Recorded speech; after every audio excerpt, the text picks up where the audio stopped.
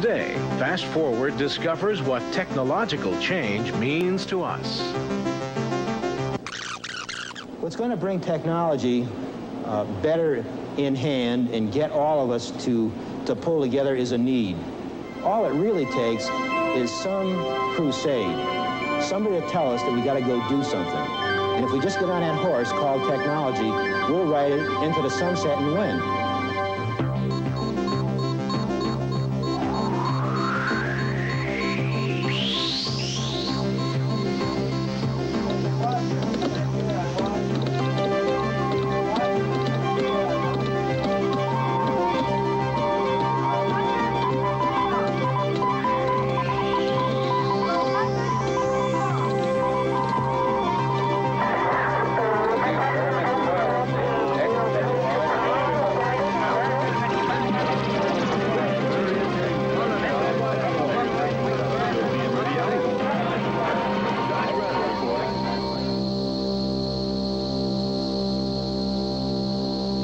Technology is probably the salvation of man. It scares the pants off us from time to time as to what it can do, but technology is something that man is going to control. The more sophisticated it becomes, the more challenging it is for us to manage it and manage it well. But we will. We'll manage it and we'll do a good job of it. With that will come a really great improvement in our lifestyle. Today, man is on the verge of new and almost unimaginable powers. The understanding of the human body, the process of life itself, the creation of new intelligent species, the acquisition of sources of unlimited energy, power, for purposes yet unimagined. The seeds of future dreams or destruction have been formed. Soon they will be sown. Or perhaps something else is happening. I think the thing that gives me the greatest hope for the future of this Earth, and we really are just a spacecraft traveling through space with all of the people being passengers on that spacecraft. The thing that gives me hope is the way young people have recognized their environment. They've recognized the world around them. I think they feel that their parents have done perhaps not the best job of managing the affairs of the world. I think what they would like is to get involved.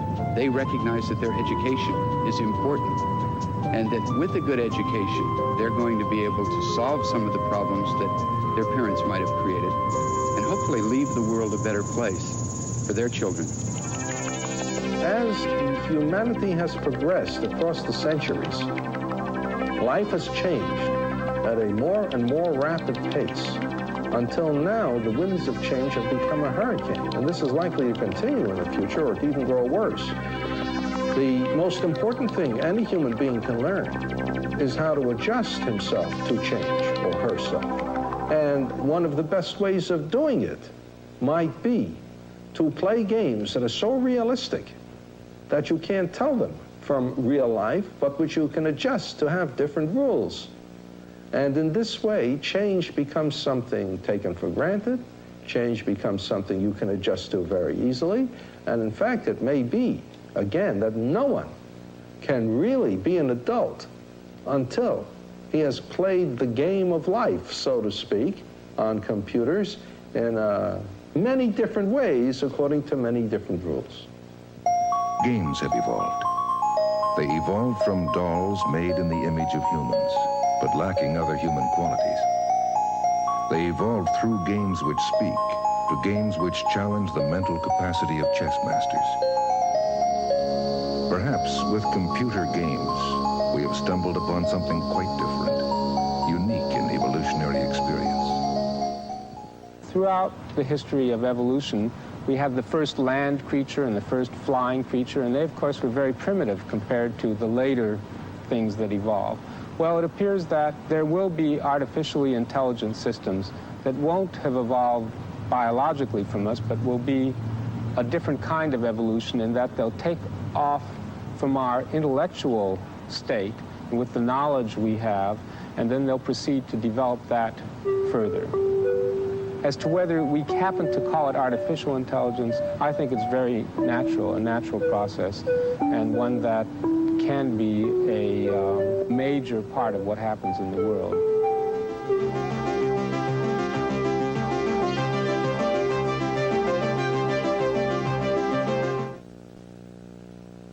We can have, at last, truly individualized education for every child.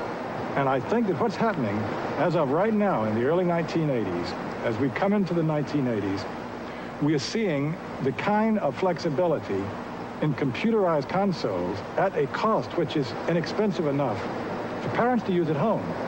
So, my feeling is that unless the public schools get on the ball and start moving into this area of truly individualized instruction, I think parents will take matters in their own hands and educate their children at home, and then the schools will really be in trouble. If we try to look ahead and say, what will education look like 10 years from now, we have a lot of interesting possibilities. I think one thing that we can say for certain is that the educational system is likely to be very different 30 years from now than it is now. I've seen the computer, even in its present crude form, and its even cruder form until a few years ago, turn kids on, get kids who are totally turned off to the system to be excited about learning. I've seen kids learn things that they couldn't have learned in any other way. And I say to myself, why isn't every kid, why aren't my own kids learning it? Why aren't my grandchildren learning things this way? Damn it, it has to happen. Somebody has to do it, and I've decided that I'm going to be one of them. I'm not the only one at all, but I'm going to be one of them who's contributing to improving the learning experiences of my grandchildren and your grandchildren. Every year, millions of children go through our educational system and graduate without ever being exposed to this. They get a job, even if they only get a job in a department store. They immediately are confronted with computers in the cash registers they now use. When they go in the back rooms, the inventory control is all done on computers. They're faced with computers no matter what kind of profession they choose, and we need to expose them to the computer in a variety of ways. In a world of instantaneous electronic communication, the old distinctions between education, entertainment, news, and play vanish. They are all information. The notion that education is mainly for children will also vanish.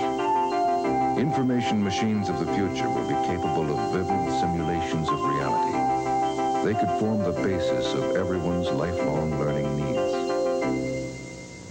When we talk about the information society, we're talking about a society that's going to be different from the industrial society that we have just come out of in terms of the way we work, where we work, how we work.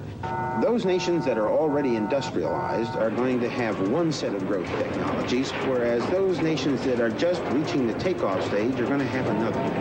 The takeoff nations are about to move into the industrial era. The developed nations of today will be moving to new growth industries. And those growth industries will be in the fields of information production, knowledge production, education, space, and transportation. And in advanced technologies, we're doing all these things. What we'll find is that the developed countries will serve as the source of new technology, new techniques to the developing portions of the world.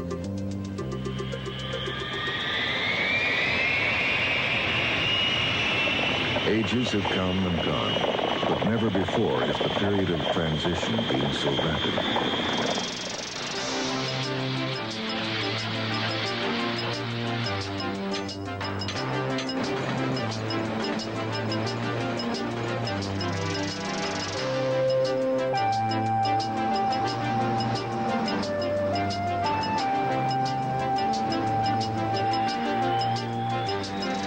The problem is that one age does not abruptly end as the other begins. They overlap. They coexist. Disruption and confusion are the result. For hundreds of years, we lived in the age of industrial technology. It shaped our institutions, our educational systems, our cities, our systems of finance and government, ourselves.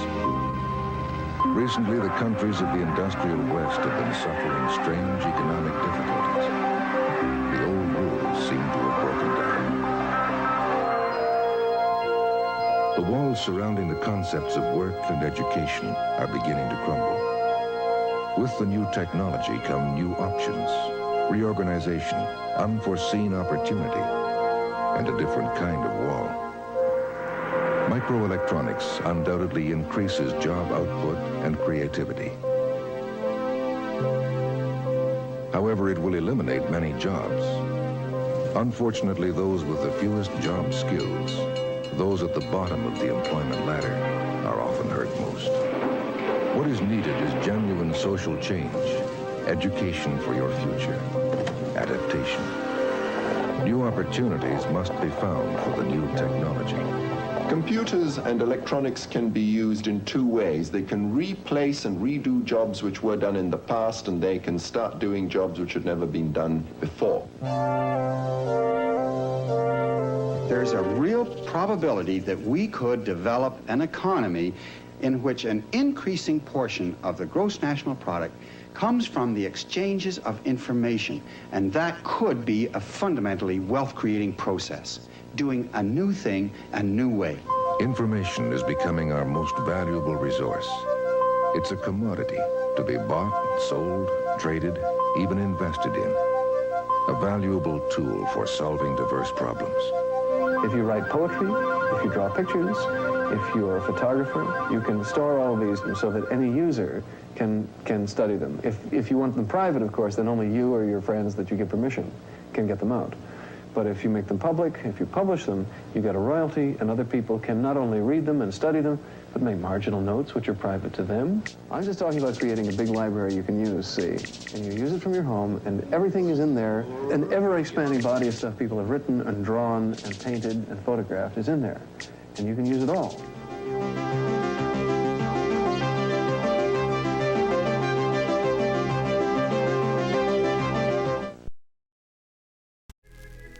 You're watching Sleepcore.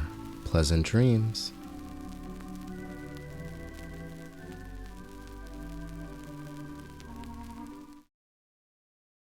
Imagine, if you will, sitting down to your morning coffee, turning on your home computer to read the day's newspaper. Well, it's not as far-fetched as it may seem. In fact, both local San Francisco papers are investing a lot of money to try and get a service just like that started.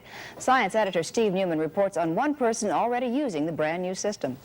17 stories up in his fashionable North Beach apartment, Richard Halloran is calling a local number that will connect him with a computer in Columbus, Ohio. Meanwhile, across town, in this less than fashionable cubbyhole at the San Francisco Examiner, these editors are programming today's copy of the paper into that same Ohio computer. When the telephone connection between these two terminals is made, the newest form of electronic journalism lights up Mr. Halloran's television with just about everything the Examiner prints in its regular edition. That is, with the exception of pictures, ads, and the comics. 8 newspapers around the country are currently in the computer network, and within the next few weeks, 3 others will join in. This is an experiment. We're trying to figure out what it's going to mean to us as editors and reporters and what it means to the home user. And we're not in it to make money. We're probably not going to lose a lot, but we aren't going to make much either. Both the Examiner and Chronicle began service within the last 2 weeks and printed full-page ads about it. Of the estimated 2,000 to 3,000 home computer owners in the Bay Area, the Chronicle reports over 500 have responded by sending back coupons. Even though the electronic newspaper isn't as spiffy looking as the ads imply, people using the system are excited about its potential. With this system, we have the option not only of seeing the newspaper on the screen, but also optionally we can copy it. So anything we're interested in, we could go back in again and copy it onto paper and save it, which I think is the future of the type of interrogation an individual will give to the newspapers. This is only the first step in newspapers by computer. Engineers now predict the day will come when we get all our newspapers and magazines by home computer, but that's a few years off. So for the moment at least, this fellow isn't worried about being out of a job. Steve Newman, News Center 4. Well, it takes over 2 hours to receive the entire text of the newspaper over the phone, and with an hourly use charge of $5, the new telepaper won't be much competition for the 20-cent street edition.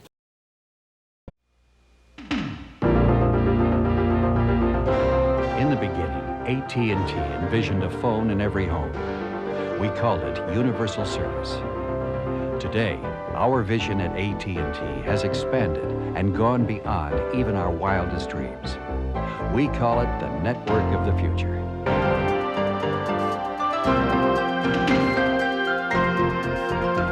"100 years ago, when Alexander Graham Bell invented the telephone, he could never have dreamed that someday we would be speaking to machines.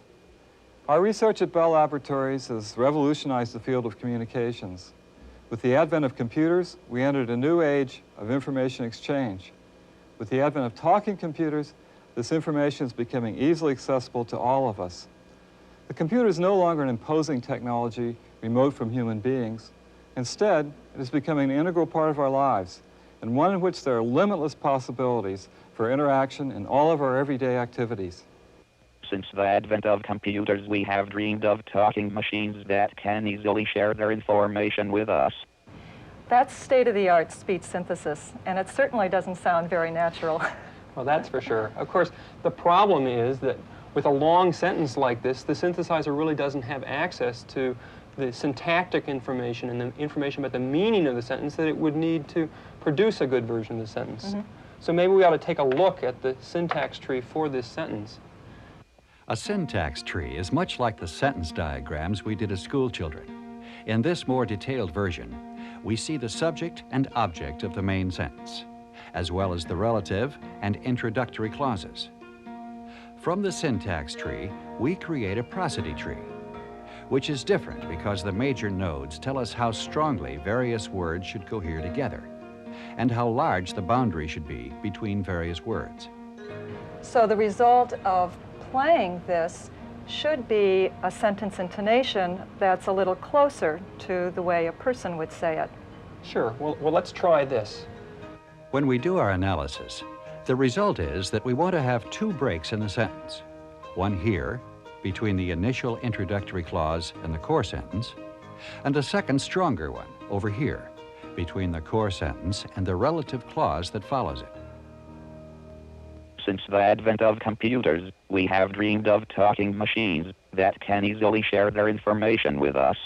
Well, that really was better, and I think it was better because this sentence really is awfully complex. Mm-hmm. And that gave us a nice pattern of pauses and pitch variations in the sentence. And it's exactly that pitch variation and the phrasing that goes with it that allows a listener to understand what the structure of the sentence is meant to be, and so to comprehend the meaning of the sentence better.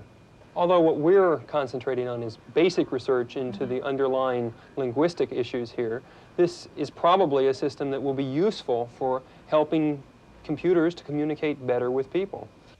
A second area of pioneering research is speech recognition. Their initial goals were very simple: to train a machine to recognize single words and phrases spoken by a particular individual. We've been working in the field of speech recognition for more than a decade, improving both algorithms and hardware. First, we recognized isolated words from known speakers. Then we extended this capability to unknown speakers, or what is known as speaker-independent recognition. The ultimate goal, a most difficult one, will be the recognition of fluent speech. There are a lot of problems we've had to face in our research in speech recognition. One of the very first problems is the variability of speakers saying words over and over again. They make small changes and in some cases big changes. A word like either might be spoken either one time and either a different time. A word like ate, which is a very simple word, you can say ate without a release, or you can say ate and heavily release the word. So we had to figure out how to handle variability problems. A second problem that was a major one that we thought was making the system so it was truly speaker independent. We had to develop a wide variety of procedures for looking at multiple patterns by different people and deciding how many patterns we really needed to actually represent the different words. Today, our capability in recognition technology is limited. We can handle digit strings and sequences of words. In the following airline reservations demonstration, Larry Rabiner illustrates this capability. I want to make a reservation, please. Please specify your travel plans. I want to go to Los Angeles on Monday morning. Flight number 1 leaves New York at 10 a.m. arrives in Los Angeles at 12:50 p.m. How much is the fare? The round-trip coach fare is $388. When will we have the capability that we see in movies like Star Wars or like the original Space Odyssey? Probably that will be decades away, where we actually have fluent speech recognition by a machine. Ambitious goals often call for unusual measures. Speech recognition is so difficult that we humans integrate visual clues, like lip motion, as an aid in recognition. Why not give computers the same capability? That's just what we're trying to do. Humans are remarkably skilled at recognizing speech in a variety of acoustic environments. Computers, on the other hand, do not have the repertoire of context, semantic information, or a world knowledge that is necessary in understanding language. Eric Pettijan has set himself the task of building a machine with a visual ability. Here at Murray Hill, we're engaged in very basic research. This is the present head-mounted camera apparatus, a relatively cumbersome device.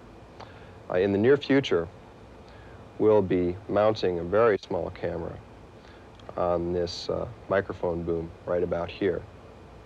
The miniature camera is used to capture video frames of the face. Each frame is analyzed, and lip parameters are extracted from it and used to form a visual speech template. By combining this information with the output of the acoustic speech recognizer, the overall performance of the speech recognizer is improved. The ultimate goal is to give the computer all of the sense modalities and all the facilities that the human being has, therefore maximizing the communication between the human and the computer.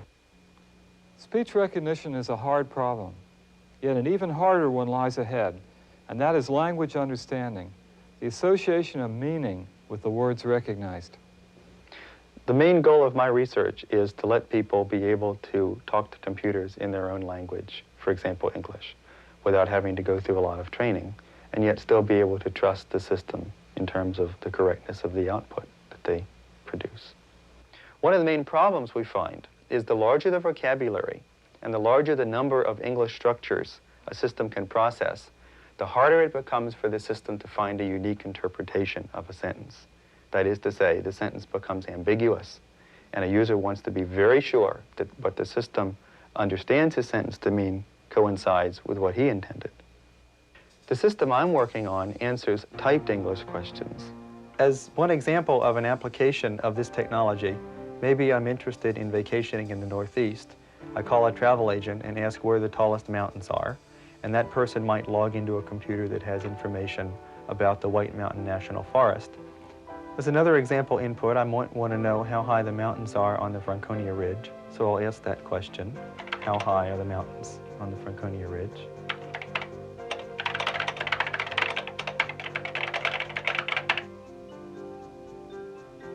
Notice that since I had asked how high the mountains are, the answer included a table that was sorted in terms of highest to lowest. The processing techniques are in fact independent of whether the input is typed or spoken. So at some later date, when we link voice technology together with a system such as this, one will be able more or less to discard the keyboard, ask a question in a microphone, have the question processed, and in fact, in many cases, have a voice output as well perhaps as graphics on the screen. As we have seen from this program, we are on the threshold of a new era of communications. Computers that can talk, listen, and understand. But what does this mean to all of us? This capability will ensure the transfer of valuable information to an ever-widening audience. To be sure, we have just begun this very difficult task, but we at Bell Labs believe it to be important for all of us.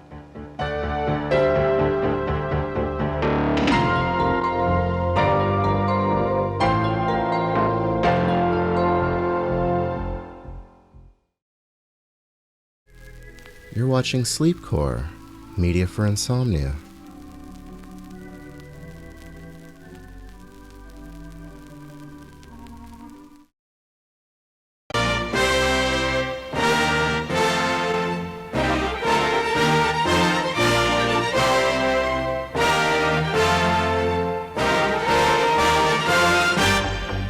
Since opening its doors in 1991, the Carnegie Science Center has exposed and enriched the world of scientific discovery for visitors of all ages.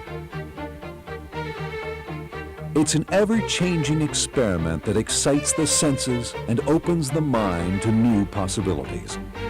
It's a place where thousands of stars perform daily, where questions are answered and new questions asked, and where hands-on exhibits provide endless opportunities for exploration and wonder. Science has never been this fun.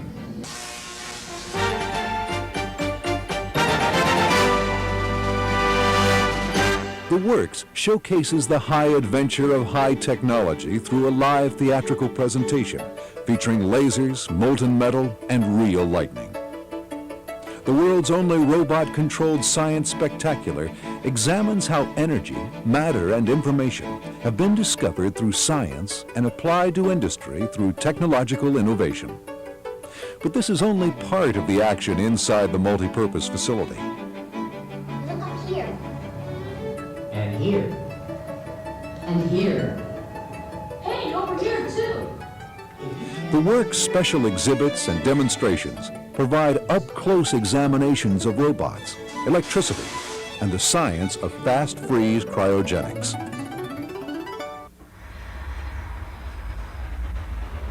Sit back and step into the big picture of sight and sound that makes you feel like you're part of the action. The Rango's OmniMax Theater engulfs its audience in images projected on a 79-foot domed screen.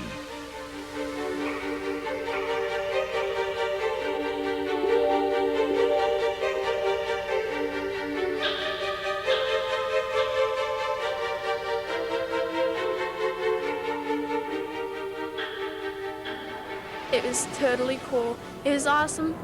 You learned everything from it. It was far out. It was really good. It was very lifelike. I particularly enjoyed learning in a thrilling manner like this. The science and geography and history just come alive for you. Oh, it was so educational. I'm so glad my daughter got to see it. I'm sure we're going to be back to the Science Center many times because there's so much to see here, and the theater was really great. It's an experience like you've never had before as you're swept into the height of film and sound technology.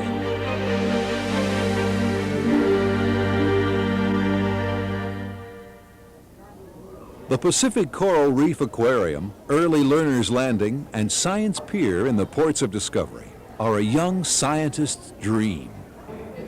Adults, too, will be inspired by the interactive activities that pique imaginations and encourage exploration.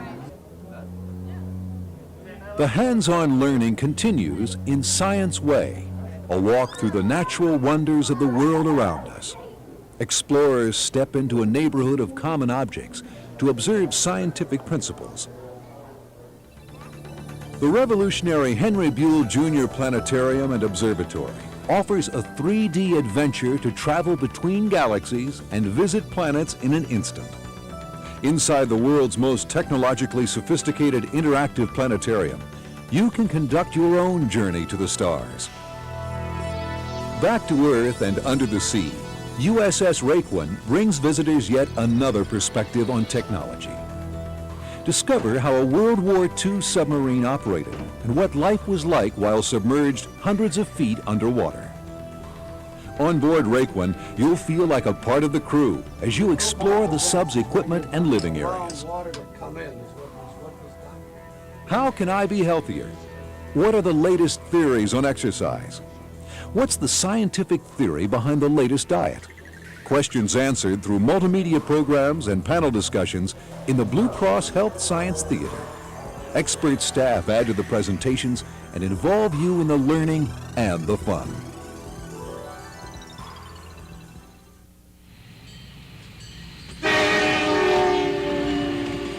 Western Pennsylvania in the 1920s comes back to life at the Great Miniature Railroad and Village. The various means of land and water transportation are highlighted through a unique network of train tracks and river systems. The sprawling display links together rural and urban scenes, including working coal mines and steel mills. Myths and misunderstandings about food and the way our bodies use it are explored in the eating exhibit. A live demonstration highlights the chemistry of the kitchen and always concludes with a tasty result. Discover how food gets to your table from all over the world. Then take a trip through a mechanized model of the digestive system. There's always something new at the Carnegie Science Center. Traveling exhibits, new programs, and an atmosphere of fun create a unique environment. And that environment can be adapted to meet the special needs of your group or organization. Whether those needs require an elegant backdrop for a corporate meeting or an intimate setting for a small gathering. Your visit can be enhanced by browsing through the gift shop. These science-related items will help bring the world of science home. Group organizers can find souvenirs and gift ideas for their members. The Riverview Cafe offers a special treat from the menu and the view. Meals can be catered to your group's needs or serve to highlight the setting of your special event. Science is fun at the Carnegie Science Center. Come be part of a unique adventure on Pittsburgh shores. A place where entertainment and education fuse to become an exciting experience. This is no ordinary